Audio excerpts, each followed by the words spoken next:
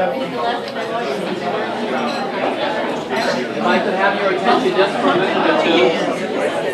Ladies and gentlemen, it's time for your pumpkin pie. If you haven't had your pumpkin pie. Ladies and gentlemen, if I could have your attention just for a minute or two. We'll go back to the conversation. It looks like we're running ahead of schedule, so that's a good thing. We've got a little bit to do here. We're running on schedule. We're running on schedule.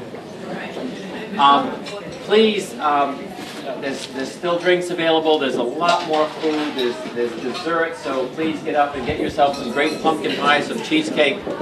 But I wanted to especially thank the folks from the Ground Round, Earl and Donna and company, who have prepared this fabulous feast.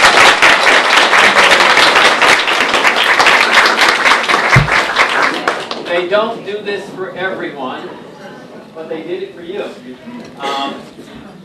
But if you enjoy this food, please find your way to the Ground Round and enjoy it. But thank you, Donna. Thank you, Earl. It's fabulous. I also want to thank again Larry Quick and Robert Lieber and company for the great work that they did this morning. When we were putting together the thoughts about this, it was to present and to listen to good thinkers. And I think you see with Larry Quick's style, it's about thinking and doing and engagement. And he told me something kind of cool. What's he called, Larry? You open them up and you... I can't repeat that. Okay.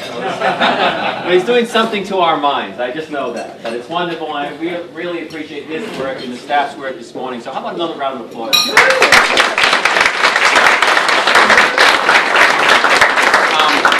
I'm just having way too much fun, but I wanted to introduce just very quickly the colleagues that I work with around Rhode Island on a regular basis, and I enjoy their company. And these are my colleagues in Tourism District Management, Myrna George from the great South County,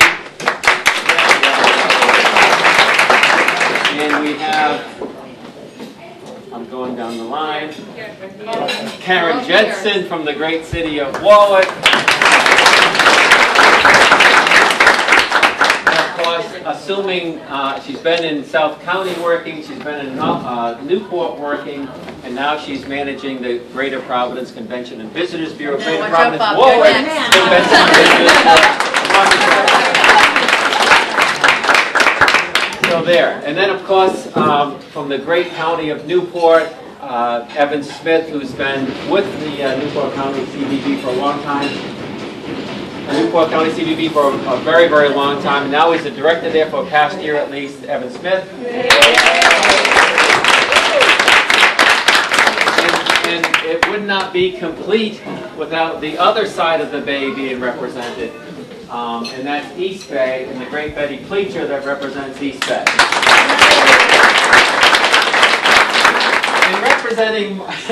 And representing Block Island is a man that runs a fabulous hotel on Block Island, the Atlantic Inn. And if you've not been to Block Island, of course you have to go. But if you're looking for that most fabulous, unique Rhode Island, Block Island experience, you have to stay with Brad Martins. Brad? So, what I'd like to do now is I've asked Dave DiPetrello, who's our state tourism director. His bio is in the book. Look it up. It's very interesting. One of the things I always like to brag about is that around the United States, tourism directors change often. So policy changes, directors change, missions change, but we've been fortunate here in Rhode Island to have our director of tourism with us longer than any other tourism director in the entire United States. So ladies and gentlemen, please welcome that person, David DiPetrello.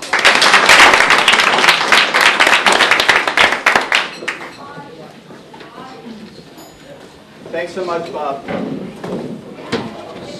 It has been a great morning, and I hope everybody sticks around because this afternoon should really bring a lot of the things that we talked about this morning together.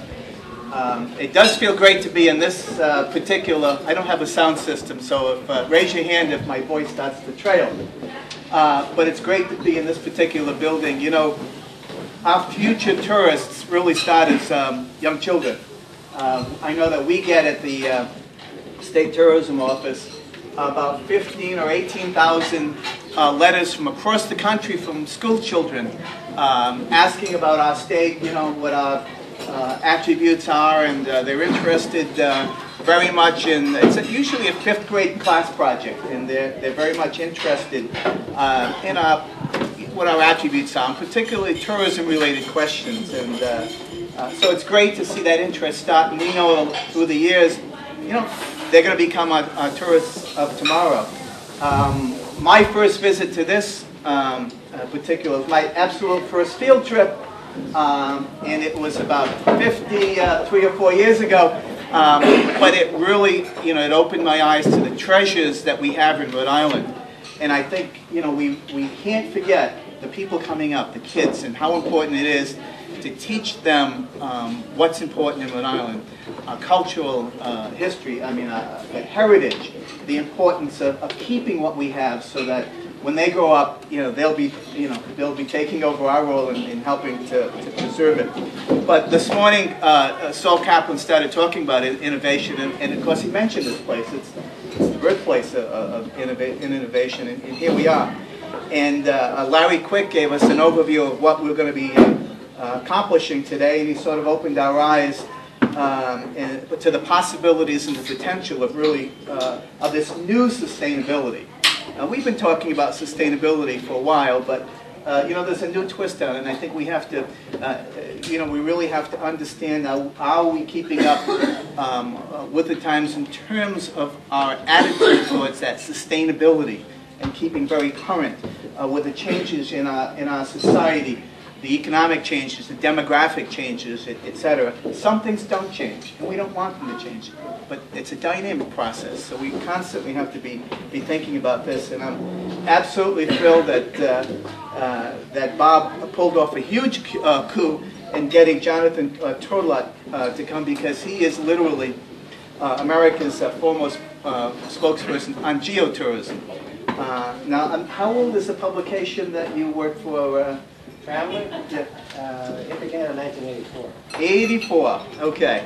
We were the very first state to advertise in the National Geographic Traveler magazine, the first state tourism office. I think when they celebrated their 20th anniversary, they recognized that. But we saw in the demographics they were going after how important it was to really focus on the kinds of people we wanted to invite to Rhode Island. Every ad that we run, every brochure that we produce is an invitation. And we wanted to send the right message to the people that we invite to be our visitors to Rhode Island. So he talked about entertainment style tourism, which, I mean, we have aspects of that, but that's not our thing in Rhode Island. I mean, we certainly want to keep people entertained, but we're not in Las Vegas. We never will be. And we know what we are, and I think that's important.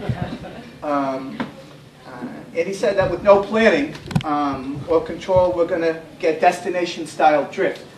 And we can, I don't want to mention examples, because we can all think of examples around the country of places that have just, you know, let themselves happen, you know, rather than keep things focused. And he also told us what geotourism means and how it differs from the common understanding of sustainable tourism, which he said started as ecotourism. Now, Rhode Island has been, I think, talking about sustainable tourism, at least from the early 90s. But what we did when we created our first statewide tourism policy and guidelines in 1983, we talked about building Rhode Island as a tourism economy based on resources. We even hired Tim Terrell, who was a resource economist, to work with us. Let's look at what we already have. Let's not think about what we can create out of nothing. We have things, history, culture, people, food, all of these things. Let's build our tourism economy going forward based on that. And I think, if anything, we've really tried to stick to that in terms of who we're inviting to the state, what kinds of development that we have aggressively promoted and what we haven't promoted. And I think that we've really tried to stay with that. And we thought of that as encompassing everything that goes along with our natural beauty and our cultural and our heritage and everything. So we didn't think of it just in terms of the ecology, which obviously is important. And so the term geotourism is really, I think, what we've been trying to do. And I'm so glad that we're focusing on that now so that we can all refocus on the broad categories that Jonathan really gave us, I think, an excellent appreciation of. And it's, again, it isn't narrowly focused. It can be restorative. It can be constructive. It isn't like just maintaining what we have and not changing, because certainly we know the world is changing around us. Then he told us about the Geotourism Charter, which is really, I think, the primary thing that I want to focus on right now, because what I would like to do in reading through the Geotourism Charter, it really, I think, emphasizes the kinds of things that we've been trying to do throughout the state through the years.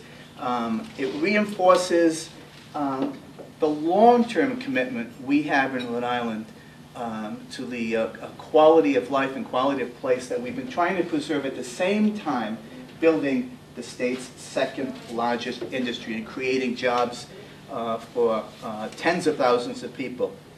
You have a copy of the charter in your folders, and I actually... I'm not sure, some of them have only one page. There should be 2 pages of charter. Well, I also have one that I'm going to actually ask for. I'll take the blame for that. It was a 2 they're trying to say pages. Oh, okay. You have to come back next year. Well, we actually made up a formalized version of it, and I'm not going to read all of it, but I want to just give you a brief understanding of what we're going to really accept here today, and make renew our commitment to the kinds of things that Jonathan's Charter really calls for. And this is the Rhode Island and Providence Plantation. It's the Geographic Charter, and it's November 15th. And I know I'm going to sign it. I know Bob's going to sign it. And we're going to ask representatives of the regions if they would like to sign it today, fine, or take it back with you. But we would like to get a statewide approval of this geotourism charter.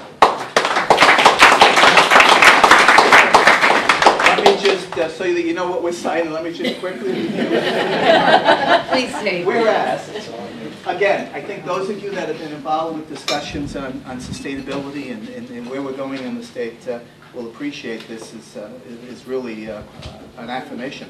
Whereas the geotourism approach is all-inclusive, focusing not only on the environment, but also on a diversity of the cultural, historic, and scenic assets of Rhode Island. Whereas, sound like the governor. Whereas the geotourism approach encourages citizens and visitors to get involved rather than remain tourism spectators, and whereas the geotourism approach helps build a sense of national identity and pride, stressing what is authentic and unique to Rhode Island. The undersigned parties to this agreement of intent commit to support these geotourism principles to sustain and enhance the geographical character of Rhode Island, its environment, culture, aesthetics, heritage, and the well-being of its residents. The well-being of its residents. And there's a list of things, and I just want to list the items in here. Integrity of place. We've heard a lot about that. International codes, and that really talks to the World Tourism Organization's Code of Ethics and Principles. Market selectivity, okay? Market diversity. Tourist satisfaction, so important today. We depend so much on repeat visitors that we want to make sure that their experience is great and that they actually return. community involvement, and we see that here today, and of course we'd love to see more of it. Community benefit. We can't be sustainable unless we're benefiting our own communities. In the long run, it just won't work. Protection and enhancement of destination appeal. And so much of that really means keeping what is us, not trying to change, not trying to reposition ourselves every couple of years, but keeping what is us. Land use. In a state the size of Rhode Island, what can be more important than land use? We really have to be careful about not only developing pressures, but also allowing for the growth of our infrastructure that we need for this industry. So land use is important. Conservation of resources. Resources are not endless.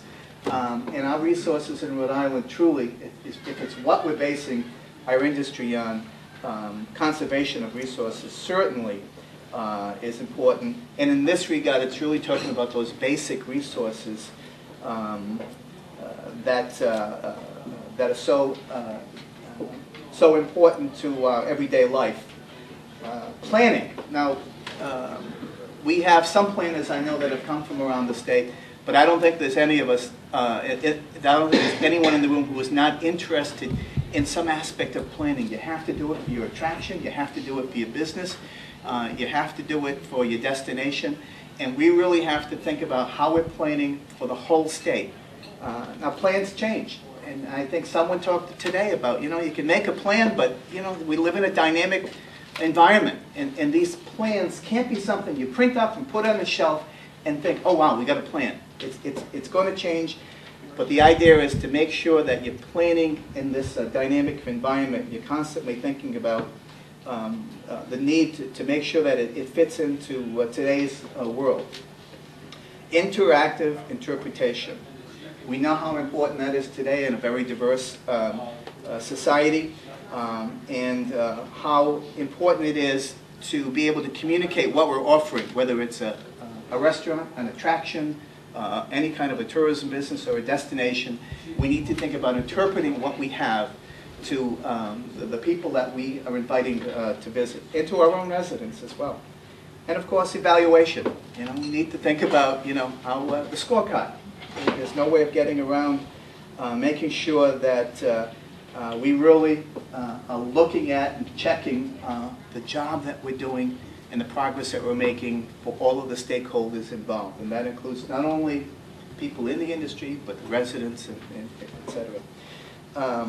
And of course, this journal, which we have to thank the National Geographic Society for compiling, is something, does anybody think there's anything that I said that doesn't apply to us? Raise your hand.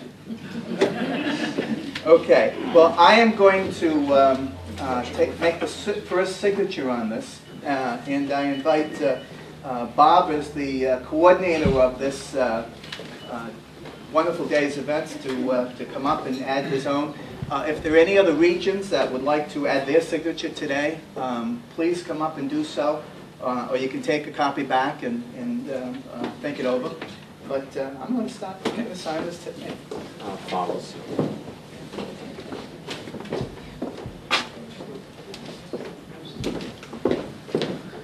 Don't you feel like John Hancock? You don't get to keep the pen like the president. No, gets no. pens. I've got my own.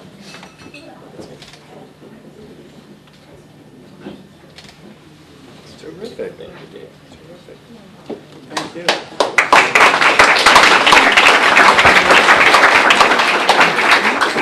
Okay.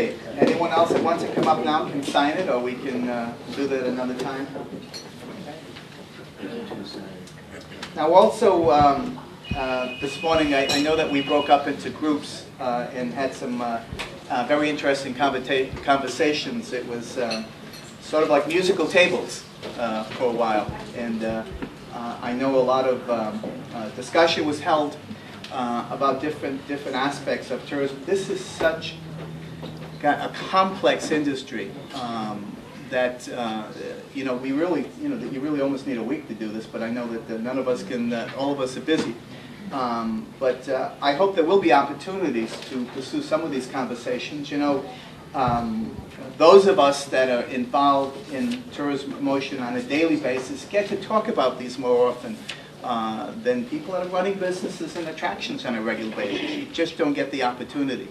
So I'm particularly glad that Bob found the opportunity to make everybody stop, take a day, and really focus on some of the issues. And the great thing about this morning is we also got a quick visit from Elmo, which I didn't expect to happen today. I could negotiate with my son and might keep him. I have my own. You have your own. Yeah. As we also go forward and address some of these issues, a lot of work is also going into, I think, addressing some of these issues in the past. And you know, the kinds of things we're talking about in terms of preserving and enhancing our environment and cultural and life and heritage, we've been doing for a while. And there have been people that have dedicated time and effort to addressing these issues in the past.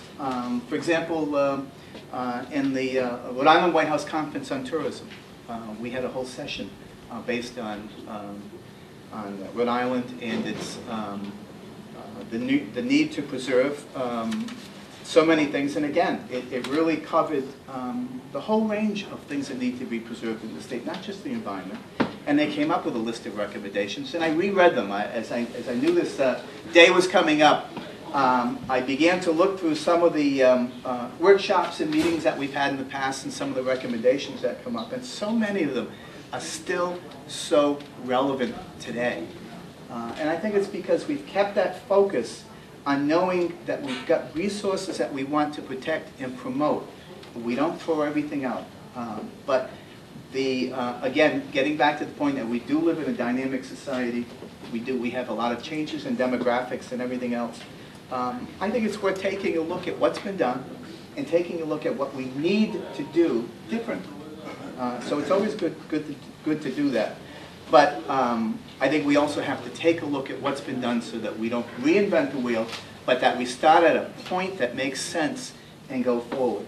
And I have such high hopes for this industry in Rhode Island, and I am proud of the way that the industry has worked to really position itself, not only in America, but in other countries as well, as a place that respects its enormous gift of resources in the state, both natural and man-made, historic and cultural.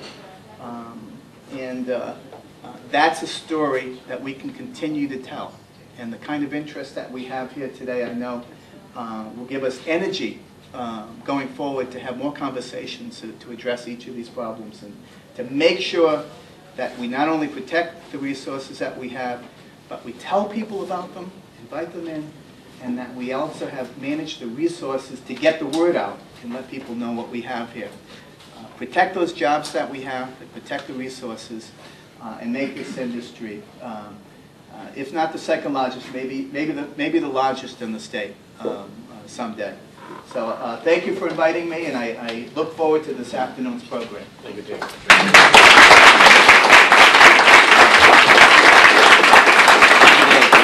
So we're gonna scoot back across the street. Before we do that, though, I'd like to thank our host, Kathy Jellison, and Francine from the Slater Mill Historic Site, who have managed since 1921 to make this building a...